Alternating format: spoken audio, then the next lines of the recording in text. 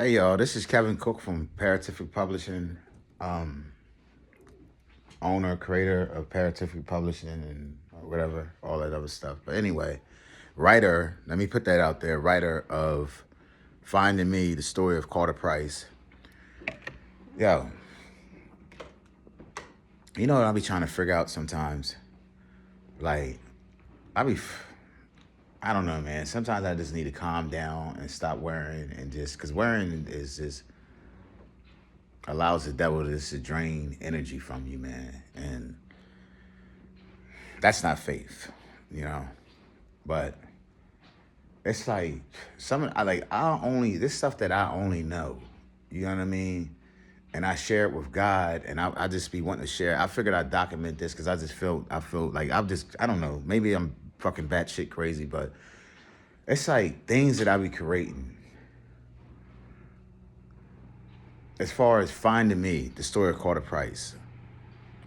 Now, an incident happened before I came out here to Williamsburg in Lynchburg, Virginia. A guy that I was homeless and I just got out of jail and I was seeking help for I met him. He was in a position of professional position, whereas though he helped people with housing and stuff like that. So I'm showing him my book. I showed him, I'm like, look, man, I just need somebody to help me get a copy. I just need a couple copies, man, so I can send it out to the publisher and stuff. I said, yo, man, I'm telling them how amazing this book is, how God walked me through the whole book and how it's going to change people's lives. And I get up this morning, I know again, it's going to sound batshit crazy, but all right, when I first got out here, I was watching this movie that Tyler Perry wrote. And I don't want to sound like I'm full of myself or I'm all that or nothing, but I'm just telling you how I perceive the situation. Because I wrote this book, Finding Me, the Story of Carter Price, the movie book. So anyway, just got to the program. I'm not going to name that place, but anyway, I'm watching this movie, and it's called Straws by Tyler Perry. It's with Taraji Henson. So as I'm watching it, and I start seeing parts, and it's like, yo, this is so crazy. Why does this seem like it's like the end of, like, towards the end of my book, during the last bank robbery, it seems like that part was just taken and made into a whole nother movie. I know I'm getting ahead of myself, but I'm gonna get back to the person that I met and I was seeking help for, to help me get my book published, because I didn't have any resources. I'm living in the streets, literally. And anyway, this morning I see this post, right? I never knew nothing about this movie coming out until this morning. And when I looked I just happened to stumble across it on Facebook or something. And it's Finding Joy with Tyler Perry. Well, it's a Tyler Perry movie with Taraji Henson in it and some other people. And I'm just like, I don't know. And I'm it's just something, I'm just like, why does this feel so familiar? So make a long story short, right? Let me go back to what I was saying about this person I met when I first got out after I wrote the book. I got out, after I finished the book, I got out like 2 weeks later, something like that. So when I get out, I eventually become homeless within a matter of a month, right? So I meet this guy that's in this professional position that helps people get housing, supposedly. Anyway, I turn around and I say, hey, look, man, listen, I'm just spitting my game. Like, look, I need help. This book is amazing. God helped me write it. Boom, boom, boom, boom, boom. It's going to change people's lives. It's called Finding Me, the Story of Carter Price. Just breaking it down for him. So mind you, I'm telling this man my business. I understand when, I think it was Kevin Gates that said, man, stop telling people your plans. But anyway, he did some wild stuff. So mind you, when I gave him, I'm in my addiction at the time, so I'm drinking at the time. So I gives him my book, right? But when I gave him my book, he had it for like the longest time. And I'm like, yo, I'm trying to get up with this dude, catch up. No, I haven't got it done yet, Kevin.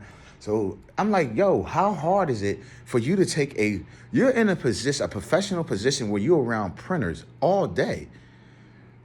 like $10,000 printers. I don't know. These things are like in in these environments. You got good equipment, really good equipment. So I'm like, why is it taking so long for you just to post it? Like, nobody's that busy. So mind you, make a long story short, I finally he finally gives me back the book. So I said, did you make the copy? He said, yeah. He's supposed to send a copy to the post office. So I'm like, so when I get my book back and I get it back home, and I said, well, let me go through it. So when I went through it, I'm talking about all 340 pages was so scrambled. It was like, you know how you shuffle a deck of cards? It was like he took the book, because it was just on papers, plain sheets of paper. I wrote it on like request forms and stuff like that. And it's like he just took it and shuffled it. That's how mixed up it was. So I had to go through all 340 pages, which I thought was 340 pages. Make a long story short, the reason why I said that, when I finally went through it, it was a page missing. And if I'm not mistaken, that page was 56 and 57. So I'm like, the fuck? And I'm looking through everything. I'm like, why is it a page missing? So I'm like, me being half-assed, not necessarily paranoid, but I'm very aware of bullshit, because I've been in places where as though you have to be aware, you know what I mean? But I'm like, it was so much of a coincidence that it was like, is this a coincidence? It's so much of a coincidence, like, it's too much to be, it's so much of a, it was too much of a coincidence for it to be a coincidence. So, mind you, I came out here to the program, and I'm trying to get, so mind you, let me not get ahead of that. I turn around, and when I'm trying to find this dude, I'm trying to, like, what's going on? Like, I'm really going through it. Like, I'm homeless, I'm broke. Like, I just need hope. Did you send the book? So I go to his office, right? So I've been going to this place before he was even in position, when there was other people working his job position. The door's never been shut. When the door's open to the public, the door's shut. So I'm thinking, like, where is this dude at? Like, damn, he's not here again. So mind you, I just felt that particular day, knock on the door. So I knocked on the door. And when I opened up the door, when he said, come in, I walked in the door, and he's just in there with the lights out, with his arms folded back behind his head, just leaned back in his swivel chair like he ain't had a care in the world. I'm like, damn, what's up? I said, yo, Matt, did you send it to no, I haven't sent it to the publisher. I said, listen, man, there's a page missing from my book. It's page, and I'm trying to be nice about it, because I'm feeling like he's helping me. I don't want to, burn a bridge with him. I'm just trying to be polite and respectful. And I'm like, look, there's a page missing. Page 56. I said, yo, you got the copy? I said, yo, copy me page 56 and 57 so I can get it. I need that copy. And when you going to send a copy out, he's still dancing around. Yeah, I got you, or whatever. So mind you, right, I see this shit this morning, right? I calls, this dude does not work for these people no more. I called the other place that he normally would be at, because he works at two different places. When you're in that job position, it's two different places that you work at, two different buildings. They said he's been gone for a long while. I ain't been out here but 6-7 months. And they saying that he's been gone for a long while. I'm like, damn, like, I don't know. It's just like me. And if I've never went to prison, man, I'd probably be a hell of a detective, because detail. I don't know. It sounds crazy, but it's just like, this is why I try to cover my, look, I said that to say this. I'm going to say this and I'm going to shut up. We have to be careful. You know what I'm saying? Like, because it's people out here, man, that let me just say this first before I start scrambling. It's so many people that I was incarcerated with that has so much talent that you would never know how much talent that they have until they become incarcerated. It's like, and it's all over. People are creating businesses. People are creating, like, people you would never think is that talented, because while you're incarcerated, it's like you don't have nothing else. There's no more substance abuse. There's no more all of that outside stuff. So you're clean from that. So it's just like only thing you got time to do is your art, whatever your craft is, and then that comes out. And it's like, damn, man, I didn't know you could do that. Yeah. People I was friends with for years didn't know I write movies and books and stuff like that. But but then we come out here in the streets and it's like these people that are in professional positions, they're still people though. You feel what I'm saying? Some of these people are ex-addicts or whatever. Doesn't make them bad people, but it also doesn't make them good people. You see what I'm saying? So,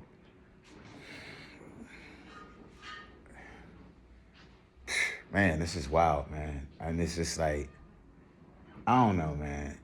I don't know. I just figured I'd document it because remember we had this conversation. I'm going to say this, right? I'm not going to put it out there until I have to put it out there. But years and years ago, right, I created a word called paratific. So how I created the word, right, I took the word parallel. I took the word parallel and, okay, parallel, you know, the two sides don't touch that. They just don't, you know, they don't touch. You know what I'm saying? There's a separation. Anyway, everybody knows what the word paratific or parallel means. So anyway, scientific.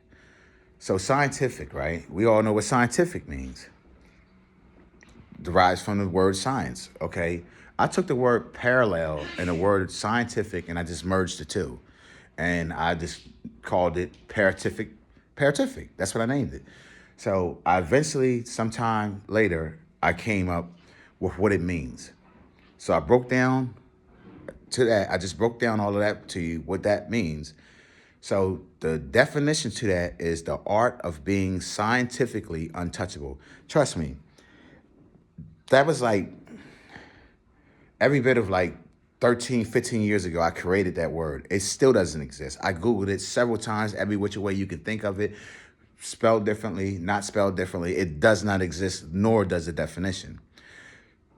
I would hate, right, for someone to come out with something that has anything to do with paratific, right? Because after all of this stuff that has happened, I begin to start legalizing my crafts, legalizing my intellectual properties, because you never know. Somebody, so, and then with this AI thing now, you don't have to have any talent. You could just,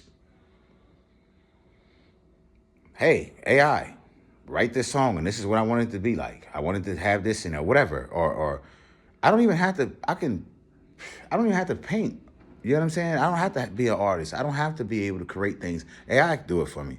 Well, I got an idea for this. Do this. These are things that way before AI even exist, people didn't even have. A lot of people didn't even have. Everybody didn't have a cell phone like they do now, and it wasn't all these government places that you can go to and get a cell phone for free. Like you had to get out of jail, know somebody, a drug dealer, at least me personally, and say, hey, yo, I know this guy gets a lot of money. Yo, I'm in the streets, homeless. Yo, dog, when we go home, can you buy me a cell phone? I just need a cell phone. Yeah, Kev, I got you. You know, something like that. You know what I'm saying? It wasn't like it is now. I said that to say that it's crazy because it's crazy because it's like being someone that actually had to take pen to paper. You feel what I'm saying? I can't type, so I got everything I do. I got the right. Every song I do, I got the right. But I have done some AI songs just playing around for fun. But I've been writing music for a while. You feel what I'm saying? I've been writing movies for a while. Sure.